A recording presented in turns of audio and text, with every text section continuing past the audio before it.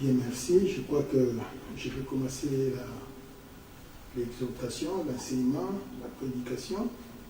Éternel, merci pour ce moment de grâce. Soyez avec nous, Seigneur, que notre causerie te donne gloire, que ton nom soit sanctifié au nom de Jésus de Nazareth. Amen.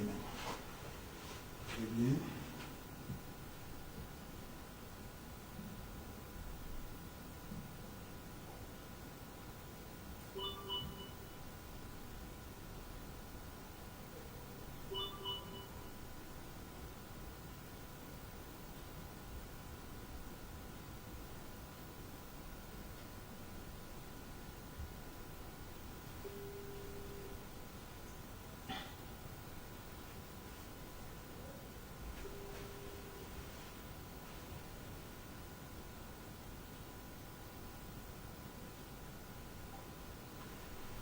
Bien, merci.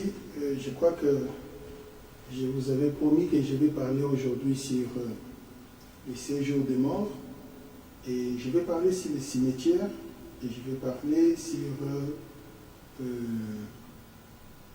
les paradis.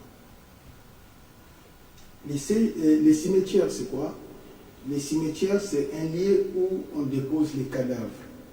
C'est-à-dire qu'après que la personne est décédée à l'hôpital ou à la maison, après les cérémonies funéraires, on l'amène justement dans un lieu choisi par le gouvernement où on peut déposer les cadavres. C'est ainsi, dans l'Ancien Testament, cela dépendait des civilisations. Et dans l'Ancien temps, on déposait les cadavres dans des grottes et d'autres cadavres étaient déposés sur les arbres après avoir été momifiés. D'autres cadavres étaient brûlés, d'autres cadavres étaient jetés dans l'eau et après des années, les cadavres commençaient à être enterrés. Et c'est la coutume que nous avons jusqu'aujourd'hui qui consiste à enterrer les cadavres. Après la mort, on enterre les cadavres. Au fil du temps, on a commencé à faire des tombeaux comme des petites maisons. Quand on enterre quelqu'un, on construit une petite maison pour lui. On va placer à l'intérieur des casseroles, des assiettes, des serviettes et des fourchettes. Soi-disant, là où il est parti, il va continuer à manger. C'est l'ignorance. Ça ne se passe pas comme ça.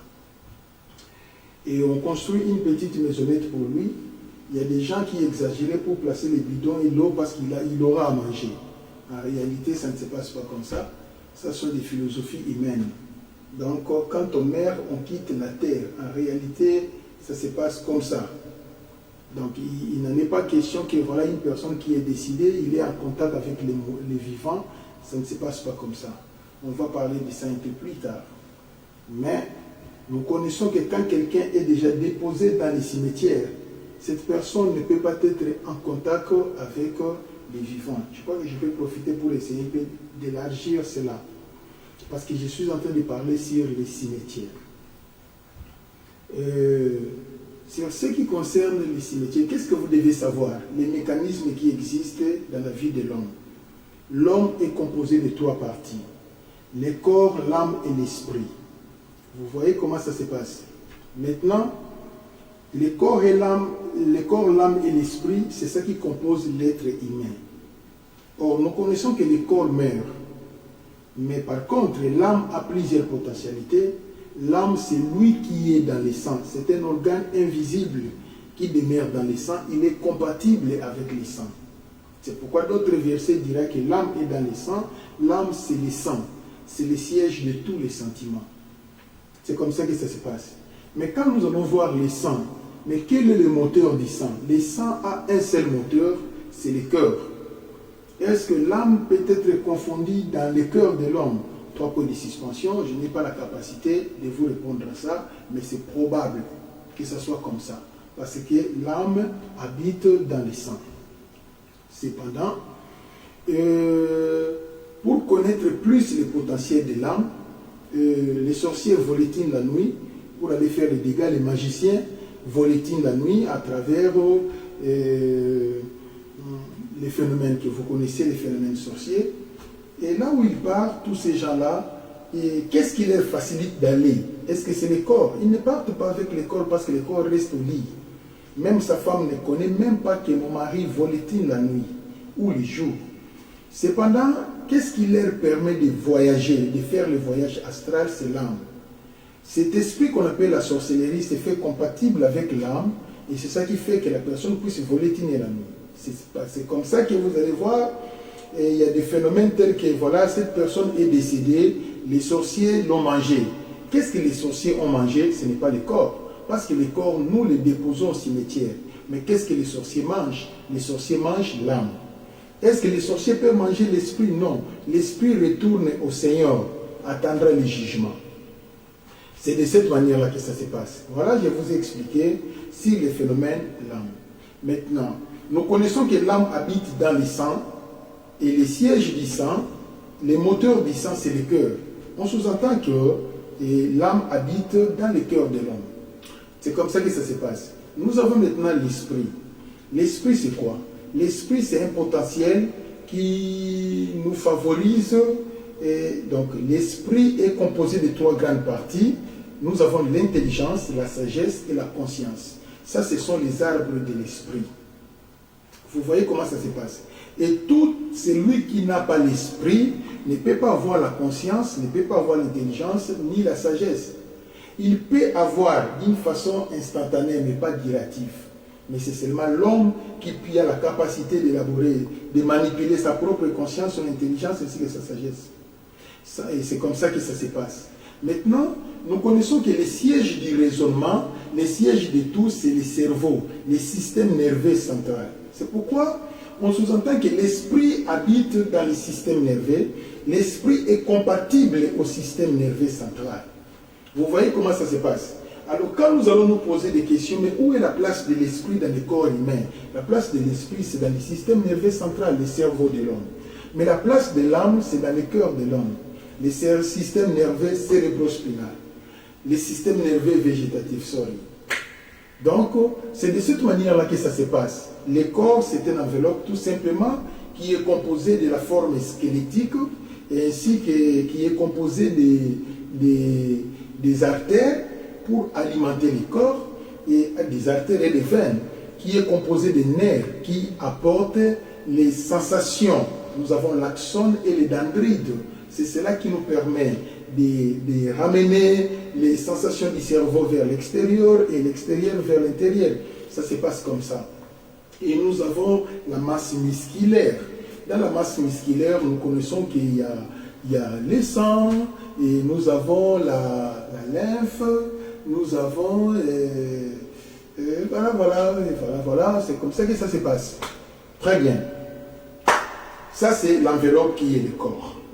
Donc, le corps ne peut rien faire sans la présence de l'âme, ainsi que la présence de l'esprit. Je crois que vous avez compris le peu d'explications que je viens d'expliquer. Alors, la mort d'une personne, la naissance d'une personne d'abord, dépend de quoi? Est-ce que la naissance d'une personne dépend seulement des crossing over de l'homme et la femme? Non, ça ne se passe pas comme ça. La naissance de l'homme dépend d'abord de la volonté de Dieu. C'est pourquoi Adam avait dit ceci: j'ai fait l'homme, j'ai créé l'homme selon par l'aide de l'Éternel. Il reconnaît que c'est moi qui ai créé, mais c'est par l'aide de l'Éternel. Ok. Donc c'est moi qui ai créé. Pourquoi? C'est moi qui ai fait l'exercice musculaire pour que l'enfant vienne. Mais c'est par l'aide de l'Éternel. Où est l'aide de Dieu en ça? Dieu avait dit: multipliez-vous, remplissez la terre. Si cette parole n'existait pas, la fécondité n'allait pas y avoir lieu. Never. Jamais.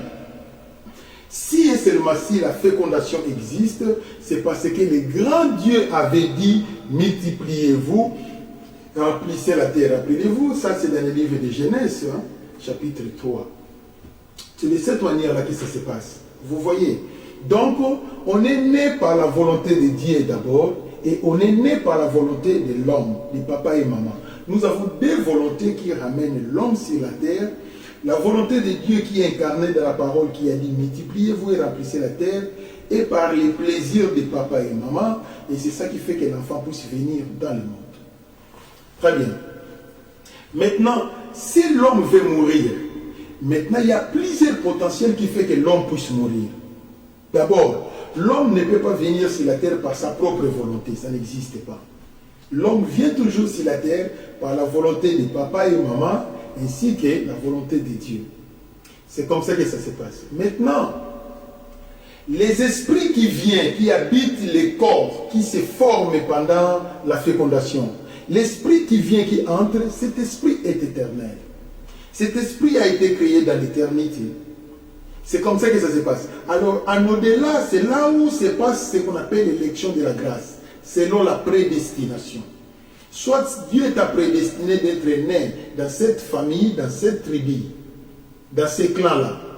Soit c'est le diable qui t'a prédestiné à être né dans cette famille, dans cette tribu, dans ces clans.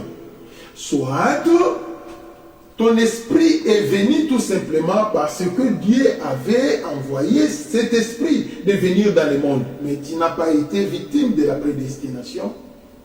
Et tu n'as pas été victime de la prédestination ni de la part de Satan, ni de la part de Dieu. Quand tu viens sur la terre, tu es venu seulement comme ça, tu es né sur la terre. Ta destinée maintenant dépendra de ton environnement. C'est ton environnement qui va tracer ta destinée. Parce que vous n'avez pas le calibre de la prédestination. Sur 100% de la population, nous pouvons dire qu'il y a 1% de la population qui a été prédestinée par Dieu, la population du monde entier, et 1% prédestiné par Satan. Et les 98%, ce sont les citoyens qui sont venus explorer la terre. C'est pourquoi on dit que nous sommes des pèlerins sur la terre.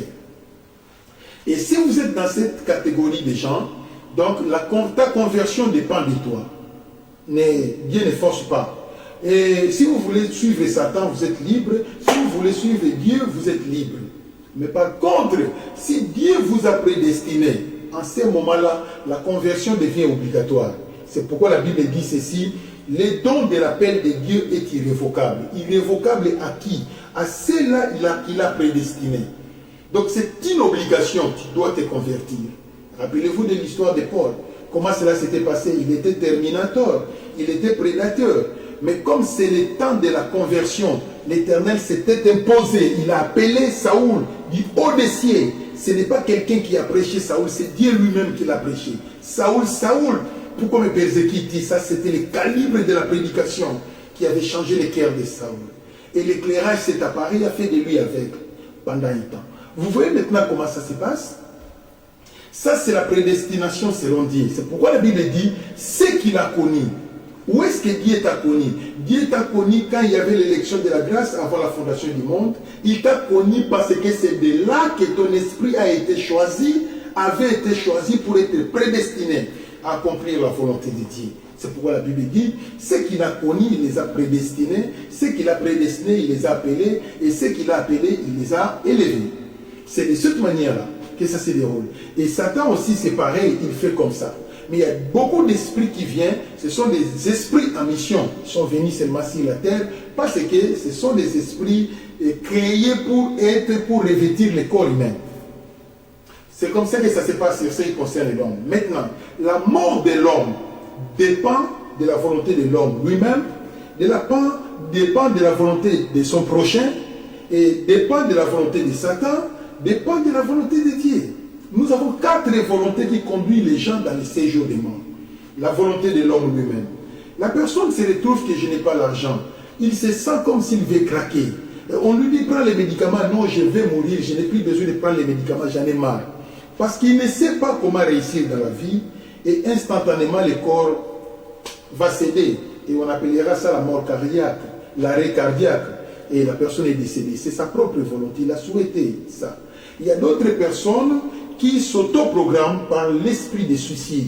Il va se suicider ou il prend les comprimés, il va mourir. C'est sa propre volonté, il voulait mourir de cette manière-là. Il y a d'autres personnes qui vont aller s'étaler sur la route des trains ou bien sur les macadams ou qui va plonger au-dessus d'un pont vers les bas, il s'est fait suicider ou bien au-dessus de l'immeuble. Ça, c'est la mort selon la volonté de l'homme lui-même. Vous voyez, maintenant la mort qui vient par les prochains. La mort qui vient par les prochains, il est tout à fait normal, nous connaissons. Il y a un enfant qui est allé se promener dans un parc, on lui a tapé, il est décédé. Voilà, il y a un prochain qui a empoisonné l'autre. Ça, c'est ton prochain qui t'a tué. C'est comme ça. Et avec le phénomène sorcellerie, une personne maintenant qui va manifester la mauvaise foi, il va faire du mal. Il vient avec la sorcellerie pour te tuer. Ça, c'est la mort qui vient des prochains. Donc nous connaissons que la mort qui vient des prochains peut être 50% à travers une puissance qu'on appelle la sorcellerie. C'est comme ça que ça se passe. Et ça, c'est la mort qui vient des prochains. Maintenant, nous avons la mort qui vient de Satan lui-même. Donc c'est le Satan qui vient favoriser ces cas de décès. Il peut utiliser les accidents, l'écroulement d'un immeuble, et les renversements d'un avion, et la noyade des navires. Il peut faire tout. Nous connaissons ce que ces gens-là sont capables de faire. Ils sont en train de voler les gens, voler les humains en cours de route. Ça, c'est la volonté de Satan. Ils sont en train de voler. C'est pourquoi la Bible dit, le voleur ne vient que pour dérober, égorger et détruire. Jean 10. Le voleur qui est Satan ne peut pas venir pour voler les vêtements, ne peut pas venir pour voler les objets de la maison. Mais le voleur ne vient que pour dérober, justement, c'est qui se trouve et qui vient pour dérober l'esprit de l'homme. Il vole les humains. C'est comme ça que ça se passe. Voilà, je suis en train d'expliquer sur comment une personne peut décéder. Maintenant, quand une personne peut aussi mourir parce que ce n'est pas sa volonté, ce n'est pas Satan, ce n'est pas Dieu, mais ces jours se sont achevés. Donc cette volonté qui conduit l'homme dans les séjours des morts, les jours se sont achevés. Et au Koufi, pour Nicolas au Koufi, là on ne parle pas de Dieu, on ne parle pas de Satan, on ne parle pas de son prochain, on ne parle pas de soi-même. Mais c'était ça la durée de ta destinée sur la terre. Tu es parti. Et quand l'homme meurt, on lui dépose justement dans les cimetières. Quand l'homme meurt, l'esprit se décontracte. Ce qui définit la mort, selon la médecine, c'est l'arrêt cardiaque. Quand le cœur ne fonctionne plus, ne bat plus, la personne est diagnostiquée comme un mort. Mais nous connaissons que dans le monde de l'esprit, la mort, c'est le détachement de l'esprit de l'homme dans le corps. Quand l'esprit sort le corps, c'est fini. L'esprit sort une seule fois, ne rentre plus, à condition qu'il y ait des cas d'exception. Quand l'esprit sort de l'homme, c'est l'arrêt cardiaque, on appelle ça la mort. Mais l'âme peut sortir du corps, ce n'est pas la mort. C'est pourquoi les sorciers peuvent volatiner avec l'âme, il revient le matin, mais il n'est pas décédé. Mais l'esprit, quand ça sort dans le corps, c'est la mort. C'est comme ça que ça se passe. Alors quand l'esprit part, le corps, c'est cela qu'on va déposer dans les cimetières. Donc l'homme, la personne, c'est l'esprit. L'esprit est déjà parti. L'esprit et le corps ne font pas la même route. Jamais. La route qu'on conduit, le corps, c'est dans les cimetières. Mais l'esprit est escorté par les anges pour aller dans les séjours des morts. C'est comme ça que ça se passe. Vous voyez. Donc, ça n'a rien à voir de construire une maison comme on fait à Madagascar. Si on veut enterrer quelqu'un, on construit toute une maisonnette en l'honneur de celui qui est décédé, selon l'argent qu'il avait. Toutes ces maisons sont des tombeaux blanchis, ça ne sert à rien. À l'intérieur, ce sont des pourritures. Vous conservez des pourritures à travers des maisons. Cela ne sert à rien. Et aujourd'hui, nous avons le système des mausolées. On construit des mausolées extraordinaires en l'honneur de celui qui est décédé. En réalité, cela ne sert à rien. Les mausolées ne changent rien du tout. Vous voyez comment ça se passe. La personne est déjà partie. Maintenant, quand l'esprit de l'homme quitte le corps, ça part. Le chrono est déjà fini. On ne peut plus faire des cultes pour le pardon des péchés. Jamais. On va faire des messes de requiem pour que Dieu lui pardonne, ça n'existe pas. Un homme ne peut pas pardonner les péchés de celui qui est déjà décédé, ça n'existe pas. Because la Bible dit, il est réservé, le livre d'Hébreux, il est réservé aux hommes de mourir une seule fois, après quoi vient le jugement. Donc une personne est appelée de mourir une fois, après vient le jugement. On peut faire des messes, on peut faire des cultes, 120 pasteurs peuvent prêcher, ça ne sert pas. Ça ne change rien. La personne est déjà décédée. Or, si la messe de requiem existait, était valide, alors les gens n'iront pas l'enfer. Parce que nous allons continuer à sanctifier les gens qui sont morts. Même si la personne est morte, on va sanctifier et il va aller au ciel. En réalité, ça n'existe pas. Ça, c'est la tradition romaine. Et dans l'église, devant Dieu, ça n'existe pas. D'ailleurs, la Bible dit, méfiez-vous des gens qui évoquent les esprits et les devins. Rappelez-vous du livre de Lévitique. C'est comme ça que ça se passe. Ok. J'ai béni l'Éternel car il nous aime beaucoup. Maintenant, la question qui se pose, où se trouve le séjour des morts? En tout cas, il n'y a aucune personne qui peut donner l'explication sur les lieux exacts où se trouvent les séjours des morts. Nous ne connaissons pas. Les séjours des morts, c'est quelque part. Est-ce que nous allons appeler cela un ciel qui est quelque part? Peut-être. Et c'est un abîme? Peut-être aussi. Mais c'est où ça se trouve? Je ne connais pas. C'est comme si vous allez me poser des questions. Où se trouve les royaumes des saints anges? Les royaumes de Michael? Je ne connais pas. Les royaumes de Gabriel? Je ne connais pas. Je connais seulement dans les ciels. Les ciels, c'est là-bas. Je m'arrête là. C'est comme ça que ça se passe. Les ciels, c'est au-dessus de ma tête. Je m'arrête là. Moi, je suis maintenant ici à Londres. Le ciel, c'est ici, mais c'est lui qui est en Russie. Le ciel, c'est par rapport à... Comme ça, c'est lui qui est au pôle Nord. Le ciel, c'est par rapport à là, parce que sa tête regarde là-bas. Mais c'est lui qui est tout au long de la ceinture équatoriale. Au Congo, par exemple, le ciel, pour lui, c'est peut-être comme ça. C'est comme ça que ça se passe. Vous voyez? Alors, le ciel, c'est au-dessus de notre tête. Point barre. Tout ce que nous connaissons, c'est cela. C'est pourquoi les dictionnaires définissent le ciel comme étant tout lié invisible. Donc, tout lié invisible, ce n'est pas tout lié invisible qui est, par exemple, le cœur. Non, tout lié invisible du ciel. Tout lié invisible qui est au-dessus de ta tête. C'est comme ça que le ciel se définit. Voilà, en grosso modo, de tout ce que je pouvais vous expliquer. Alors maintenant, les esprits qui sortent. Qui est la première personne qui était décédée? La première personne qui était morte dans l'histoire de l'humanité, son nom c'est Caïn, qui avait été tué, son nom c'est Abel, qui avait été tué par son frère Caïn.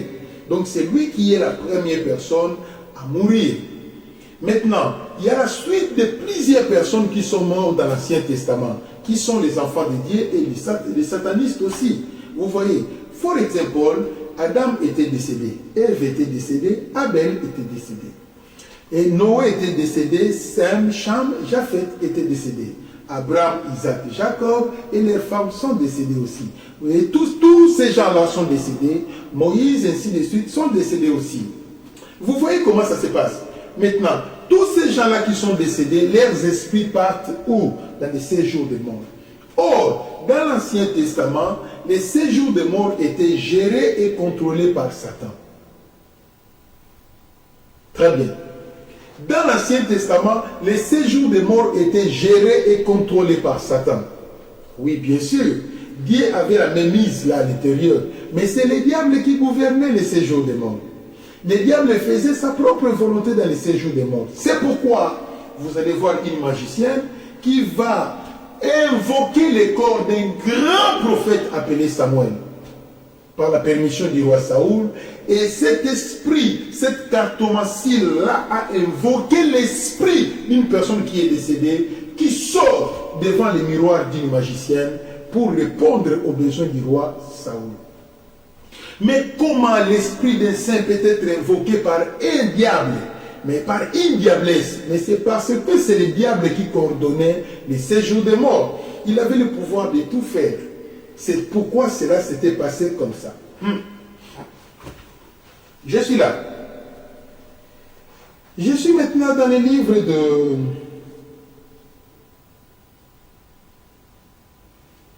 Un Samuel chapitre 28 dans le verset 5.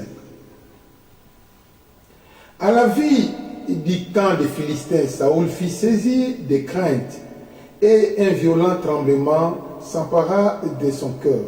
Saoul consulta l'Éternel et l'Éternel ne lui répondit point, ni par les songes, ni par l'Urim, ni par les prophètes. Verset 8. Alors Saoul se déguisa et prit d'autres vêtements et il partit avec 2 hommes. Ils arrivèrent de nuit chez la femme. Saoul lui dit, prédis-moi l'avenir en évoquant un mort, et fais-moi monter celui que je te dirai. La femme lui répondit, voici tu sais que Saoul a fait, comment il a retranché du pays ceux qui évoquent les morts et ceux qui prédisent l'avenir. Pourquoi donc tends-tu un piège à ma vie pour me faire mourir. Saoul lui jura par l'Éternel en disant, l'Éternel est vivant, il ne t'arrivera point du mal pour cela.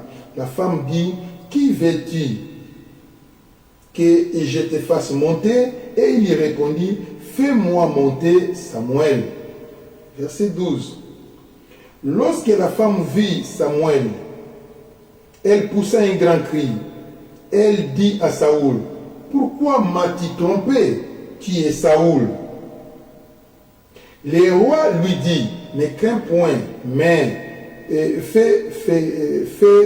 mais que vois-tu? La femme dit à Saoul, je vois un Dieu qui monte de la terre. Il lui dit, quelle figure a-t-il? Et il répondit, un vieillard qui monte et il est enveloppé de manteaux. Saoul comprit que c'était Samuel et s'inclina le visage contre terre et se prosterna. Samuel dit à Saoul, pourquoi m'as-tu troublé? L'histoire est tellement merveilleuse. Vous pouvez voir une magicienne qui va aller invoquer l'esprit de Samuel. Samuel vient parler à Saoul. Et Samuel avait dit, je t'avais dit que tu mourras. Je le répète encore, même si je suis déjà mort, tu mourras. Cela s'était accompli dans cette guerre. Vous voyez comment ça se passe? Mais un diable qui va invoquer un enfant de Dieu. Parce que dans l'Ancien Testament, c'était comme ça. Or, dans le Nouveau Testament maintenant, Jésus est venu bouleverser les choses. Dans le Nouveau Testament, Jésus est venu changer les données. Quelles sont les données que Jésus a changées quand il est mort à Golgotha? Il est descendu dans le séjour des morts. La Bible dit, dans le séjour des morts, Jésus était allé prêcher tout cela qui était mort, à commencer par Adam et Ève. Il les a prêchés. Maintenant, comment est-ce que tous les gens qui sont morts dans l'Ancien Testament étaient convertis? Non. Celui qui était mort selon la loi de Moïse, c'est celui qui avait l'accès d'écouter la prédication de Jésus. C'est ainsi, il y a eu séparation du séjour des morts en deux. Le séjour des morts des païens à gauche et le séjour des morts des chrétiens à droite. Le séjour des morts des chrétiens, c'est ça qu'on appelle le paradis. Mais le séjour des morts des païens n'a pas de nom. Ça s'appelle seulement séjour des morts. C'est pour cela, Jésus avait donné la parabole de l'homme riche et Lazare. Les deux personnes étaient vivantes. L'une pauvre et l'autre était riche. Mais quand ils sont décédés dans le séjour des morts, ils n'avaient pas la même route. Il y a l'homme riche qui était dans les malheurs et Lazare qui était au sein d'Abraham. Au sein d'Abraham, c'est-à-dire tous ceux-là qui sont morts avec le Saint-Esprit, les gens qui sont morts sans péché, ils se sont retrouvés au sein d'Abraham. C'est ça qu'on appelle le séjour des morts des chrétiens. Et ceux-là qui meurent aujourd'hui sans péché, ils sont en train de mourir victorieux. Voilà, j'ai vaincu le diable, j'ai vaincu les morts, je n'ai pas été magicien, je n'ai pas été illuminati, je n'ai pas été sorcier, je n'ai pas été diable. Je n'ai pas été non plus malhonnête, voleur des offrandes, ou bien escroc dans l'église. Non, moi je me suis converti, j'ai servi Dieu en vérité et en esprit. C'est le jour des morts des chrétiens, qu'on appelle le paradis. Mais les gens qui sont des chrétiens, mais des malhonnêtes, les chrétiens avec le fétichisme, les chrétiens avec la magie blanche, les illuminati, du côté Ayuda, la tablière Ayuda, à gauche. C'est pourquoi Jésus dit, tous ceux qui me disent Seigneur, Seigneur, n'entreront pas tous dans le royaume des cieux. Il a adressé justement aux chrétiens, parce que ce sont les chrétiens qui crient Seigneur, Seigneur. C'est comme ça que ça se passe. La condition pour aller au ciel, c'est la sainteté, ce n'est pas la foi. Retenez ce que je vous dis. La condition pour aller au ciel, c'est la pureté du cœur, ce n'est pas la foi. Vous voyez comment ça se passe? Parce que les gens qui diront Seigneur, Seigneur, ils ont la foi, mais ils ont échoué. La condition pour être enlevé, ce n'est pas la foi, mais c'est l'obéissance à l'Éternel. Vous voyez comment ça se passe?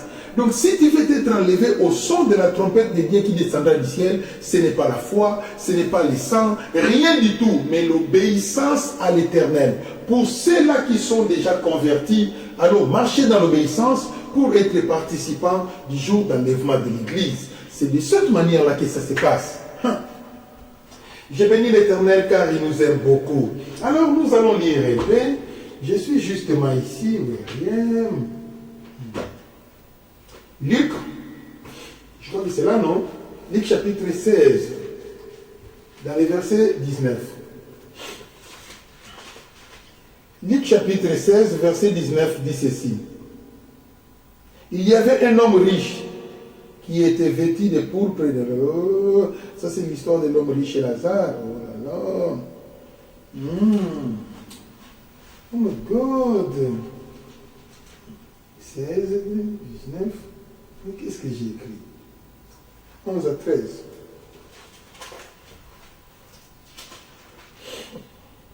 Hier,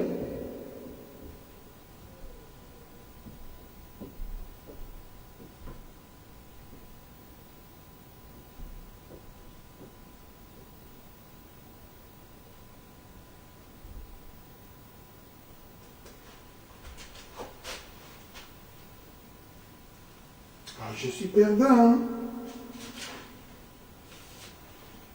Il a fallu que je puisse être docteur. À ce moment-là, je trouverai facilement ce que je cherche. Bon. Voilà, en grosso modo, de tout ce que je pouvais vous expliquer sur ce qui concerne les séjours de mort. Donc, Jésus était allé séparer les séjours de mort. Ici, sur la terre, nous sommes tous égaux. Mais dans les cimetières, l'égalité, c'est au tombeau. Mais dans les séjours de mort, il n'y a pas l'égalité. Les uns seront à gauche et les autres seront à droite. C'est de cette manière-là que ça se passe. C'est un point essentiel que vous devez comprendre. Maintenant, il a fallu que je puisse commencer à vous expliquer que toutes les traditions des hommes que nous appliquons, les rituels que nous appliquons devant les cimetières, avant d'enterrer, non quoi loba, papa loba, tata mocha loba, ça ne sert pas. Et surtout les gens exagèrent. La personne qui t'a fait ça, il faut le suivre. Ça ne se fait pas, ça ne sert pas. Il est déjà décédé, lui n'écoute pas tout ça. C'est comme ça que ça se passe. Maintenant, quand quelqu'un va mourir, les autres font des chansons, ils jettent un peu les sables à l'intérieur, jettent un peu de fleurs. Ça, ce sont des rituels qui ne servent pas. C'est de cette manière-là que ça se passe. Quand on meurt, on quitte la terre. Il est réservé aux hommes de mourir une seule fois.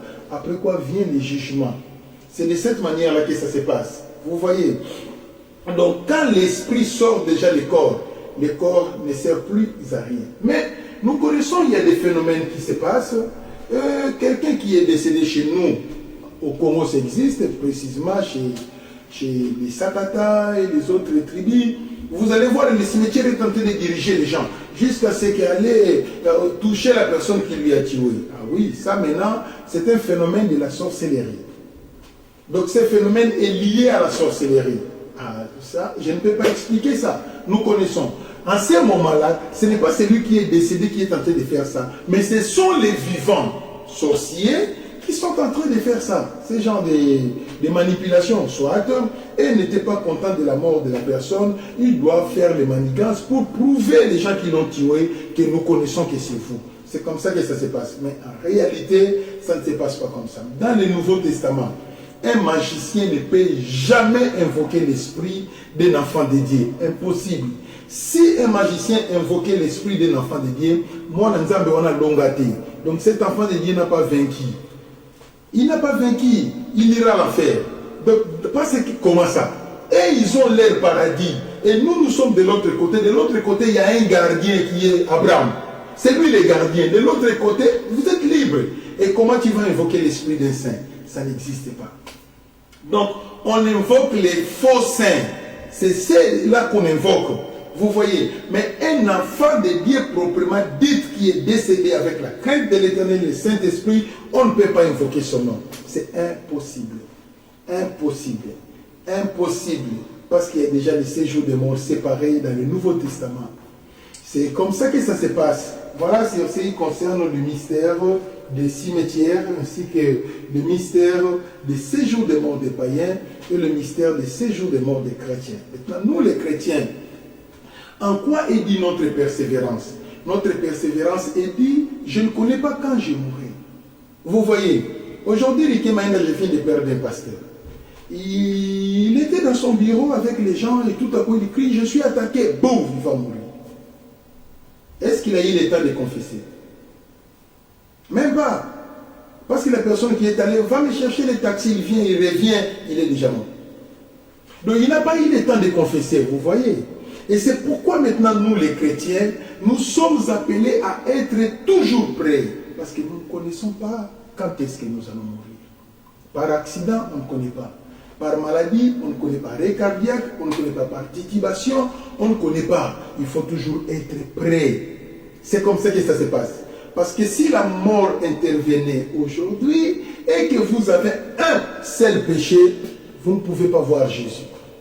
Parce que Jacques est clair. Vous êtes obéissant à toute la loi et les promesses de Dieu. Mais si vous péchez contre un seul commandement, Jacques 2:10, vous péchez contre toute la loi. Vous ne pouvez pas voir Dieu. C'est comme ça que ça se passe. Donc un seul péché suffit pour qu'une personne puisse rater le royaume des cieux. Donc chez Dieu, 99% n'existe pas. Il faut 100%. Si vous avez 99%, vous perdez.